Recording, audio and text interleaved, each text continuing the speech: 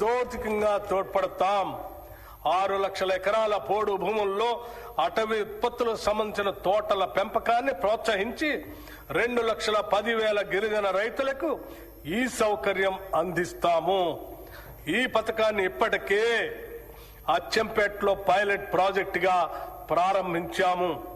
దీని విధి విధానాలు అధ్యయనం చేసి రాష్ట్ర వ్యాప్తంగా అమలు చేస్తాం. దేశానికి అన్నం పెడుతున్న రైతు సంక్షేమమే ప్రథమ ప్రాధాన్యతగా మేము భావిస్తున్నాం. రైతులకు ప్రభుత్వం ఇస్తున్న ప్రోత్సాహంతో వ్యవసాయ దిగుబడుల్లో తెలంగాణ రాష్ట్రం దేశంలోనే మొదటి స్థానంలో నిలిచింది. రైతులకు పెట్టుబడి సహాయం కోసం రైతు భరోసా పథకం ద్వారా ప్రతి సీజన్ కు ఎకరాకి 6,000 చొప్పున 2 పంటలు కలిపి సంవత్సరానికి 12,000 రూపాయలు సహాయం అందిస్తున్నాం. రైతులకు మద్దతు ధరనివ్వటం కోసం వారికి ప్రోత్సాహకంగా సన్న వడ్లకు క్వింటాకు 500 రూపాయల చొప్పున అందజేస్తూ ప్రభుత్వం వారికి అండగా నిలుస్తుంది. దీని ద్వారా ప్రతి ఎకరానికి రైతుకు సగటున దాదాపు 25 క్వింటాళ్లు దిగుబడి వస్తుందని పరిగణిస్తే ఒక్క సీజన్ కు ఎకరానికి రైతుకు సుమారు 12,500 రూపాయలు ఆదాయం వస్తుంది. దీని వలన రైతుకు సంవత్సరానికి 2 పంటలు కలిపి 25,000 రూపాయలు అధిక ఆదాయం ఎకరానికి లభిస్తుంది. 2024-25 సంవత్సరంలో 284,16,000 మెట్రిక్ టన్నుల వరి 1,27,00,000 ఎకరాల్లో పండింది. ఫిలిప్పైన్స్ కు 22,750 మెట్రిక్ టన్నుల బియ్యం తెలంగాణ నుంచి ఎగుమతి చేయటం జరిగింది. దీని ద్వారా మన బియ్యానికి డిమాండ్ పెరిగి రైతాంగానికి మరింతగా మద్దతు ధర లభించింది. రాష్ట్రంలో ఉద్యాన పంటల విస్తీర్ణం సుమారు 13 లక్షల ఎకరాలుగా ఉంది. మామిడి, సీతాఫలం, మిరప, పసుపు, నారింజ వంటి పంటల అభివృద్ధికి మా ప్రభుత్వం ప్రాధాన్యత ఇస్తుంది. 79,287 మంది రైతులు 2,90,466 ఎకరాల్లో ఆయిల్ పామ్ పంటను సాగు చేస్తున్నారు. ఈ పంటను మరో 68,000 ఎకరాల్లో విస్తరించేందుకు ప్రణాళిక రూపొందించాం. మైక్రో ఇరిగేషన్ పద్ధతులను 2,34,000 ఎకరాల్లో అమలు చేయాలని నిర్ణయించాం. ఈ బడ్జెట్లో వ్యవసాయం రైతు సంక్షేమానికి 23,179 కోట్ల రూపాయలు ప్రతిపాదిస్తున్నాం. రాష్ట్రంలోని 3,38,00,000 లబ్ధిదారులకి పబ్లిక్ డిస్ట్రిబ్యూషన్ సిస్టమ్ కింద అన్ని రేషన్ షాపుల ద్వారా 6 కిలోల సన్న బియ్యం అందించబడుతుంది.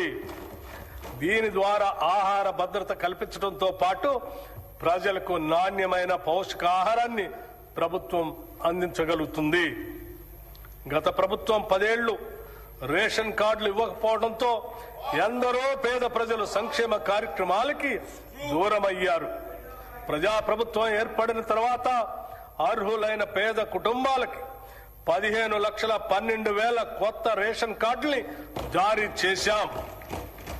పాత కార్డులో మరో 19,44,000 మంది కొత్త సభ్యుల్ని చేర్చాం.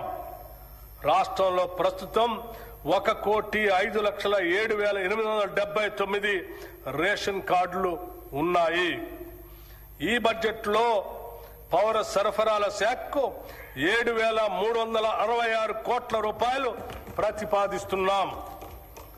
పశు సంవర్ధక మత్స్య రంగాలు 2024-25 సంవత్సరంలో 1,935 కోట్ల 27 లక్షల గుడ్ల ఉత్పత్తితో తెలంగాణ రాష్ట్రం దేశంలో 3వ స్థానాన్ని చేరుకుంది. 11,58,000 టన్నుల మాంసం ఉత్పత్తి చేసి దేశంలో 5వ స్థానానికి చేరుకున్నాం. 2025-26 ఆర్థిక సంవత్సరానికి గాను రాష్ట్ర జీఎస్డీపీకి పశు సంవర్ధక రంగం 1,03,525 కోట్ల రూపాయలు అందించగా మత్స్య రంగం 7,763 కోట్ల రూపాయలు అందించింది. కోయడలో 47 కోట్ల రూపాయలతో హోల్సేల్ చేపల మార్కెట్ ని నిర్మిస్తున్నాము. ఈ బడ్జెట్ లో పశుసంవర్ధక మత్స్యశాఖకు 1,529 కోట్ల రూపాయల్ని ప్రతిపాదిస్తున్నాము. విద్యుత్ అభివృద్ధి, విశ్వసనీయత, భవిష్యత్తు దిశగా తెలంగాణ మన ప్రజాప్రభుత్వం విద్యుత్ రంగాన్ని కేవలం సరఫరా వ్యవస్థగా కాకుండా సామాజిక న్యాయం, ఆర్థిక వృద్ధి మరియు భవిష్యత్ తెలంగాణకు పునాదిగా భావిస్తుంది. విద్యుత్ అనేది కేవలం సేవ కాదు, అది సమాజం ఎలా పనిచేస్తుందో చెప్పే అర్థం. ఈరోజు తెలంగాణలో విద్యుత్ రంగం దేశంలోనే అత్యుత్తమంగా నిలవటానికి కారణం నిరంతర సరఫరా మాత్రమే కాదు, నాణ్యత, విశ్వసనీయత మరియు ప్రజా కేంద్రిత పాలన. ప్రస్తుతం మన రాష్ట్రంలో 23,187 మెగావాట్ల స్థాపిత సామర్థ్యం ఉంది. అందులో గణనీయమైన భాగం పునరుత్పాదక శక్తి వనరుల నుంచే వస్తుంది. మార్చి 13, 2026 తెలంగాణ విద్యుత్ రంగానికి చారిత్రాత్మక రోజు. ఆ రోజు 18,228 మెగావాట్ల గరిష్ట డిమాండ్ను సమర్థవంతంగా నెరవేర్చడమే కాకుండా 341.08 మిలియన్ యూనిట్ల విద్యుత్ సరఫరా చేసి రాష్ట్ర చరిత్రలోనే అత్యధిక వినియోగాన్ని నమోదు చేశాం. అంతేకాదు, ప్రతి వ్యక్తికి విద్యుత్ వినియోగం 2,508 యూనిట్లు ఉండగా ఇది దేశ సగటు కంటే చాలా ఎక్కువ. ఇది తెలంగాణ అభివృద్ధి వేగాన్ని స్పష్టంగా చూపించే సూచిక. ఒకప్పుడు విద్యుత్ కొరత గురించి మాట్లాడుకునే తెలంగాణ ఈరోజు విద్యుత్ భవిష్యత్తును రూపొందించే తెలంగాణగా మారింది. మన ప్రభుత్వం విద్యుత్ సేవలను ప్రజలకు మరింత చేరువ చేయడంలో ఒక కొత్త విధానాన్ని తీసుకొచ్చింది. అధికారులు కార్యాలయాల్లో కాకుండా ప్రజల మధ్యకు వెళ్లే విధంగా ప్రజాబాట, పొలం బాట అనే కార్యక్రమాన్ని అమలు చేస్తున్నాం. సమస్యలు ఫైళ్లలో కాదు, ప్రజల దగ్గరే పరిష్కారం అవుతున్నాయి.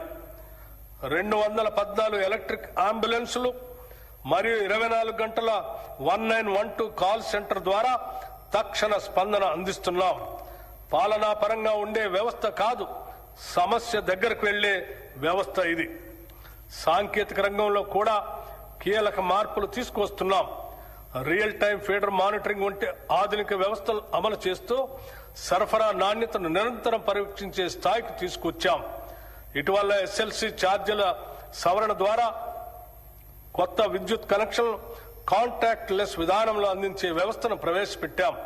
అభివృద్ధి చెందిన దేశాల తరహాలో పారదర్శకతను పెంచుతూ అవినీతి అవకాశాలను తగ్గించే దిశగా ఇది ఒక కీలక అడుగు. విద్యుత్ మౌలిక సదుపాయాల విస్తరణలో తెలంగాణ ఒక కొత్త ప్రమాణాన్ని నెలకొల్పుతుంది. ట్రాన్స్ఫార్మర్లు, సబ్స్టేషన్లు, నెట్వర్క్ సామర్థ్యం ప్రతి స్థాయిలో బలోపేతం అవుతున్నాయి. మౌలిక సదుపాయాలు కనిపించవు, కానీ అవే అభివృద్ధి కనిపించేలా చేస్తాయి. ఈ దశలో యాదాద్రి థర్మల్ పవర్ స్టేషన్ లో 3x800 మెగావాట్ల యూనిట్ ని ప్రారంభించి మరొక యూనిట్ ని గ్రిడ్ కి అనుసంధానం చేశాం.